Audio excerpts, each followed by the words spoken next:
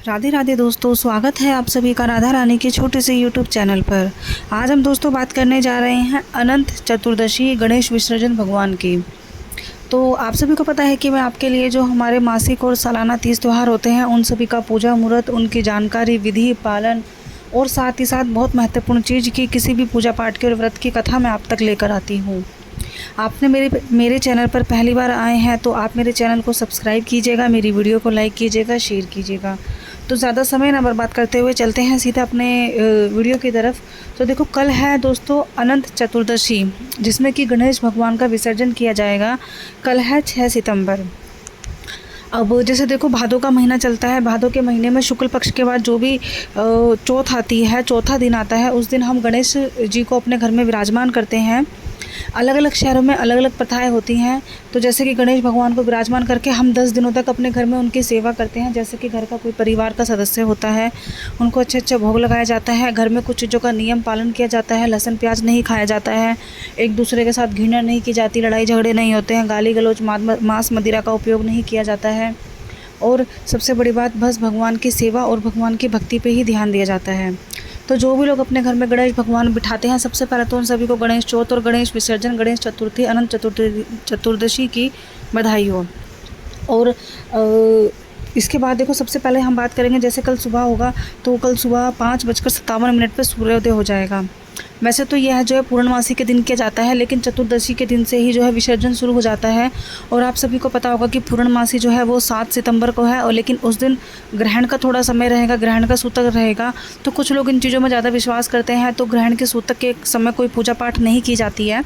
सूतक के समय से ही जो है मंदिर के पट और पूजा पाठ के सारे कार्य बंद हो जाते हैं। इसीलिए ज़्यादातर लोग जो है कल ही अनंत चतुर्दशी के दौरान गणेश भगवान का विसर्जन कर देंगे। तो 5:57 पर सूर्योदय हो जाएगा। सूर्योदय होने के बाद सूर्य अस्त होएगा शाम को 6:48 तक। आपके पास सूर्योदय से लेकर सूर्यास्त तक का टाइम होता है। आप किसी भी समय जो है भगवान जी का विसर्जन कर सकते हो। ध्यान रहे, गणेश भगवान का जो भी आप मूर्ति लेकर आते हो, विसर्जन करते हो, तो आप उसको चलते बहते पानी में विसर्जन करना होता है।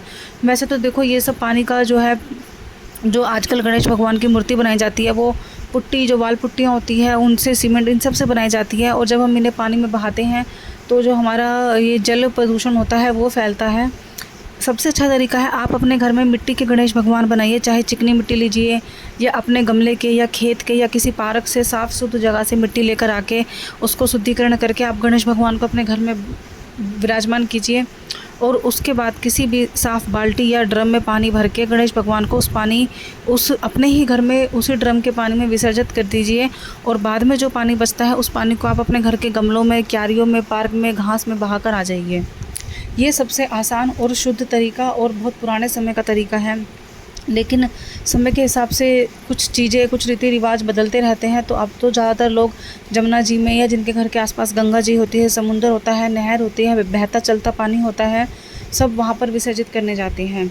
तो विसर्जन का समय मैंने आपको बता ही दिया है। सूर्य उदय से लेकर सूर्य अस्त 5:57 सुबह से लेकर शाम को 6:48 तक आप कभी भी करके आ सकते हो। इसके अलावा आपको करना क्या है, देखो, सबसे पहले तो सुबह 7:36 से 9:10 तक रहेगा प्रातः मुहूर्त। आप इस समय भी कर सकते हो। दोपहर को 12:19 से शाम को 5:02 तक रहेगा अपाहर मुहूर्त। ये मुहूर्त भी बहुत अच्छा होता है।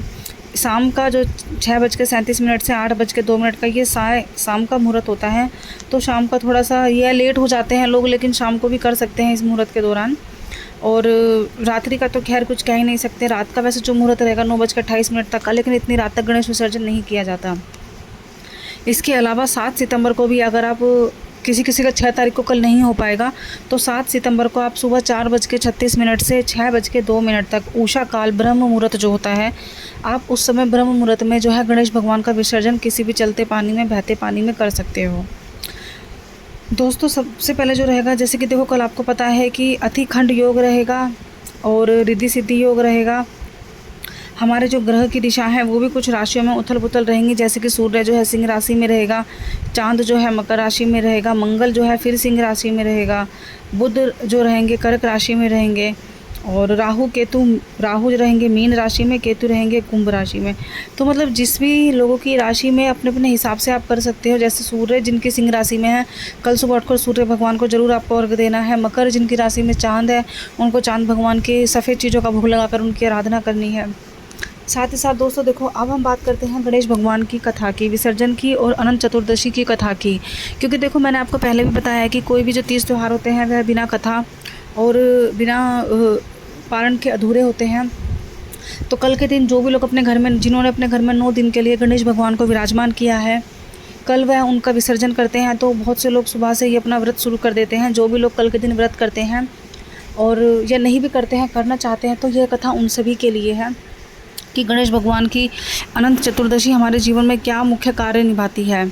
तो दोस्तों, सबसे पहले तो जो गणेश भगवान की कथा है वह है महाभारत के समय की।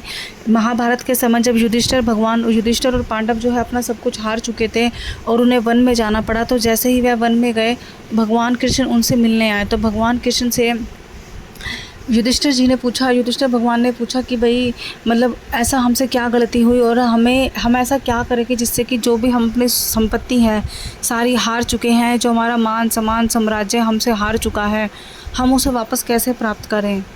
तो भगवान कृष्ण ने युधिष्ठिर भगवान को बताया कि साल में भाद्रपद महीने की शुक्ल पक्ष के बाद जो भी चतुर्दशी, चौथ से लेकर अनंत चतुर्दशी तक गणेश भगवान की आराधना करनी है 10 दिन तक। उसके बाद अनंत चतुर्दशी के दिन अनंत भगवान यानी कि गणेश भगवान को आपको पूजा पाठ करनी है। उनको मिट्टी के गणेश भगवान बना के उनकी आराधना करनी है, व्रत रखना है, उपवास रखना है और सायंकाल से पहले उनका बहते पानी में विसर्जन करना है। तो जिस प्रकार से भगवान कृष्ण ने युधिष्ठिर जी को अनंत चतुर्दशी की कथा और उनके व्रत का, पूजा का महत्व बताया, उसी प्रकार से युधिष्ठिर जी ने अपना व्रत किया, पालन किया और धीरे धीरे करते करते उनको जो है, उनका जो साम्राज्य था, मान सम्मान था, संपदा थी, सब वापस हासिल हो चुकी थी और वापस वह अपने साम्राज्य में जा चुके थे, युधिष्ठिर और पांडव। एक कथा तो ये है। और दूसरी जो कथा है कोणिक्य की कथा है। कोणिक्य ऋषि, एक ऋषि था जिसका कि विवाह हुआ था एक राजकुमारी कन्या से। तो जैसे ही कोणिक्य ऋषि और राजकुमारी कन्या थी, उनका शुरू से ही पूजा पाठ में बहुत आराधना थी। वह भगवान गणेश की बहुत दिल से पूजा पाठ करती थी और प्रत्येक अनंत चतुर्दशी का जो है व्रत करती थी। तो एक दिन जब उनकी धर्मपत्नी नदी के किनारे भगवान गणेश जी की पूजा कर रही थी और अनंत चतुर्दशी के दिन उन्होंने 14 गांठ लगाकर अपने हाथ में डोरी बांधी और अपनी मनोकामनाएं मांगी। तो जो कोणिक्य ऋषि था, उन्होंने पूछा कि तुमने यह अनंत चतुर्दशी के दिन अपने हाथ में ये जो अपने हाथ में 14 गांठें हैं क्यों लगाई हैं धागे से। तो उनकी धर्मपत्नी ने उनको सारा बताया कि